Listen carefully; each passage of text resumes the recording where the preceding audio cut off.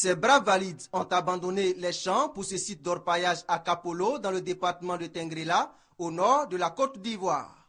Ils ont été rejoints par des enfants qui ont quitté pour la plupart l'école, tous à la recherche de l'or, et cela au péril de leur vie. Il y a les éboulements qui entraînent la mort, la poussière aussi qui entraîne beaucoup de maladies. L'exploitation artisanale illicite de l'or a aussi des conséquences néfastes sur l'environnement. On utilise des produits chimiques, du mercure, etc. Après le passage des orpailleurs, qu'est-ce qui reste? Des terres qui deviennent inutilisables, des terres qui sont trouées partout.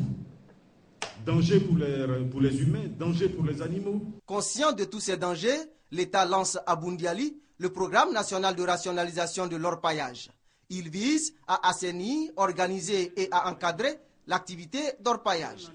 Ce programme permettra de faire de l'orpaillage clandestin une activité minière légale, respectueuse des règles du métier, de l'environnement physique et social. Le programme va avoir plusieurs volets. On va identifier, on va recenser, on va encadrer, on va former ceux qui veulent être dans cette activité.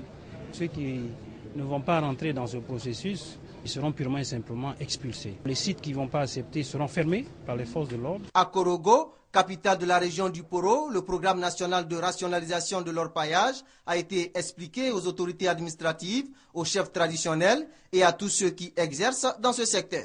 On leur donne la possibilité de rentrer dans les normes et dans la légalité. Le président de la République a beaucoup insisté que les activités économiques et sociales qui sont menées dans notre pays, dans tous les secteurs d'ailleurs, se fassent dans des conditions où ça n'impacte pas de manière négative le développement humain et le développement social en particulier. Pour permettre aux orpailleurs de bien s'informer sur le programme de rationalisation de l'orpaillage, afin d'y adhérer, des comités techniques locaux présidés par les préfets de département ont été installés dans les régions de la Bagoué et du Poro.